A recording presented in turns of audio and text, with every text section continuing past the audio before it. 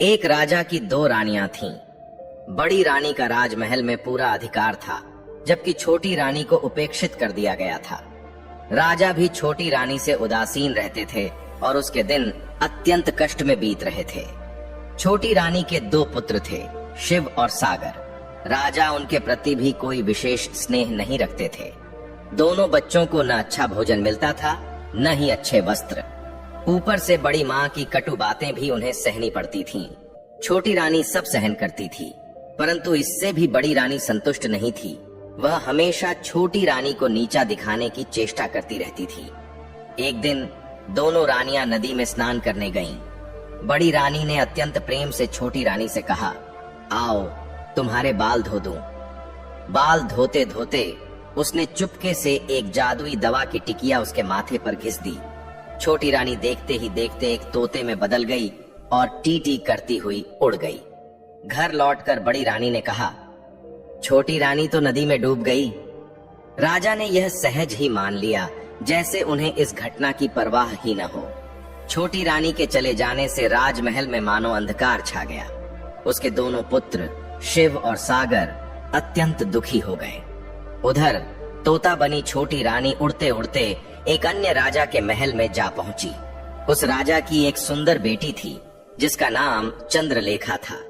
जब उसने सोने के रंग के इस तोते को देखा तो वह बोली, पिताजी, मैं इस सोने के तोते को अपने पास रखना चाहती हूँ। राजा के आदेश पर तोते को पकड़कर पिंजरे में बंद कर दिया गया। राजमहल में दिन बीतते गए। इस बीच बड़ी रानी के 3 पुत्र हुए, लेकिन वे अत्यंत दुर्बल और कुपोषित थे। ऐसा लगता था जैसे हल्की सी हवा से उड़ जाएंगे। बड़ी रानी उन्हें खूब खिलाती पिलाती, परंतु उनकी हालत में कोई सुधार नहीं होता था। दूसरी ओर शिव और सागर को बड़ी रानी पर्याप्त भोजन नहीं देती थी, फिर भी वे स्वस्थ और हृष्ट-पुष्ट थे। यह देखकर बड़ी रानी के मन में ईर्ष्या और बढ़ जाती थी। एक दिन जब शिव और सागर पाठशाला से लौटे तो उन्होंने देखा कि उनकी बड़ी माँ उग्र होकर सामान फेंक रही है और गालियां दे रही है। राजा ने जब यह सुना तो तुरंत वहां पहुंचे और पूछा, रानी, तुम्हें क्या हुआ? बड़ी रानी ने क्रोध में थरथर कांपते हुए कहा, ये दोनों लड़के मुझे अपशब्द कहते हैं। जब तक मैं इनके खून से स्नान नहीं करूंगी, मेरा क्रोध शांत नहीं होगा। राजा ने तुरंत जल्लाद को बुलाया और आदेश दिया, इन दोनों को मारकर उनका खून बड़ी रानी को दे दो। शिव और सागर फूट फूट कर रोने लगे, परंतु जल्लाद को राजा का आदेश मानना था। उसने उनके हाथ पांव बांधकर बलि के लिए ले जाने की तैयारी की। जंगल में पहुंचने पर जल्लाद ने उनकी रस्सियां खोल दी और कहा, मैं तुम्हें मार नहीं सकता। मैंने तुम्हें गोद में खिलाया है, लेकिन राजा का आदेश टाल भी नहीं सकता। इसलिए अपने वस्त्र उतारो और पेड़ की छाल पहन लो। इस जंगल से भाग जाओ। कोई तुम्हें राजकुमार के रूप में पहचान नहीं पाएगा। इसके बाद जल्लाद ने एक कुत्ते और हिरण को मारकर उनका खून बड़ी रानी को दे दिया। बड़ी रानी यह देखकर प्रसन्न हो गई और उसने उस खून से स्नान किया। शिव और सागर जंगल में भटकते हुए थककर एक पेड़ के नीचे बैठ गए। सागर ने कहा, भाई, बहुत प्यास लगी है, पानी कहाँ मिलेगा? शिव ने उत्तर दिया, हमने अब तक बहुत दूर सफर किया है, पर कहीं भी पानी नहीं दिखा। प्यास से मेरी हालत खराब हो रही है।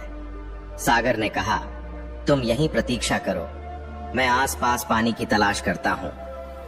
शिव पानी की तलाश में निकला। थोड़ी दूर चलने के बाद उसे एक तालाब दिखाई दिया। समस्या यह थी कि पानी लेकर जाए कैसे। तभी उसे अपनी चादर का ख्याल आया।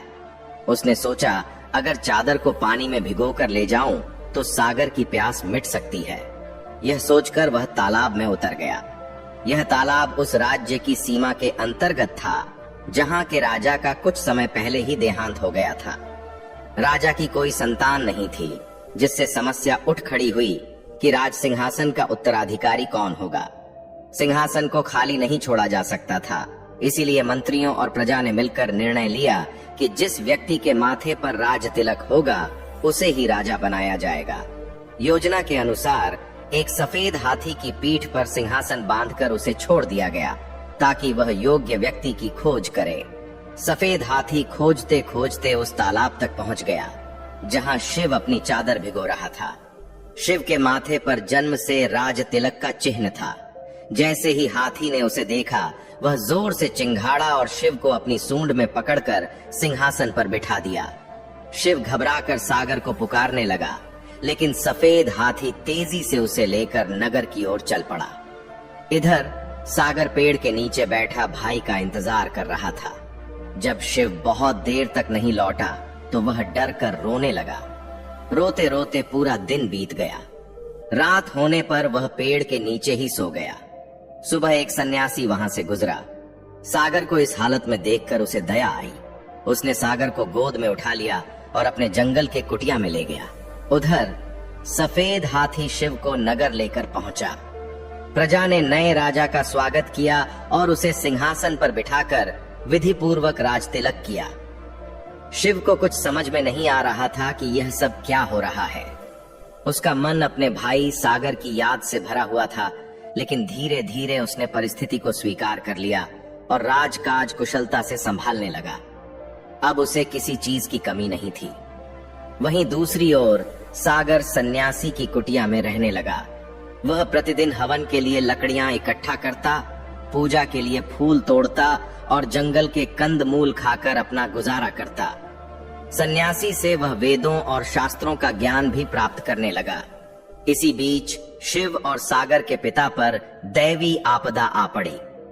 उनका सारा राज्य नष्ट हो गया। दुखी होकर राजा सब कुछ छोड़कर अज्ञातवास पर चले गए। बड़ी रानी की दशा अत्यंत दयनीय हो गई। भिक्षा मांगकर जीवन यापन करने की नौबत आ गई थी। फटे पुराने कपड़ों और गंदे हालात में देखकर लोग उसे दुत्कार देते थे। एक दिन बड़ी रानी अपने 3 पुत्रों के साथ समुद्र किनारे खड़ी थी। अचानक समुद्र की लहरें उठीं और उसके तीनों पुत्रों को बहा ले गईं। रानी ने उन्हें बचाने की बहुत कोशिश की, लेकिन असफल रही। निराश होकर वह भी समुद्र में कूद पड़ी। उधर राजकुमारी चंद्रलेखा अब बड़ी हो गई थी। राजा अपनी सुंदर बेटी के लिए योग्य वर की तलाश में थे, लेकिन कोई उपयुक्त राजकुमार नहीं मिल रहा था।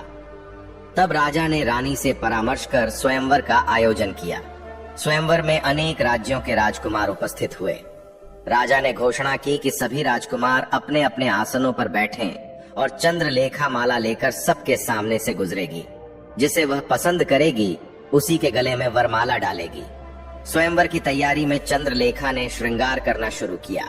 उसने बालों का जूड़ा बनाया, आंखों में काजल लगाया, पांवों में आलता लगाया और तोते से पूछा, अब मुझे और क्या करना चाहिए? तोते ने कहा, अगर मैं तुम्हारी जगह होती तो सोने की पायल पहनती। चंद्रलेखा ने सोने की पायल पहन ली। फिर उसने पूछा, अब? तोते ने कहा, मैं तुम्हारी जगह होती तो सोने की जरी वाली साड़ी पहनती। चंद्रलेखा ने वैसा ही किया।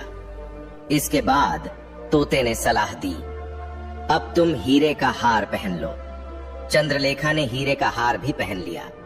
अंत में तोते ने कहा, नारी का श्रृंगार तब तक पूरा नहीं होता जब तक वह गजमुक्ता नहीं पहनती। चंद्रलेखा ने पूछा, गजमुक्ता कहां से मिलेगा? तोते ने उत्तर दिया, यह केवल समुद्र किनारे हाथियों के झुंड में पाया जाता है।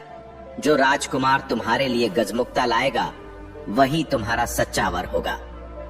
यह सुनकर चंद्रलेखा ने अपने सारे आभूषण उतार दिए और घोषणा करवाई कि जो राजकुमार गजमुक्ता लाएगा उसी से विवाह होगा। सभी राजकुमार गजमुक्ता की तलाश में निकल पड़े, लेकिन समुद्र किनारे पहुंचने से पहले ही हाथियों के झुंड ने उन पर हमला कर दिया। कई राजकुमार घायल हो गए और निराश होकर वापस लौट गए।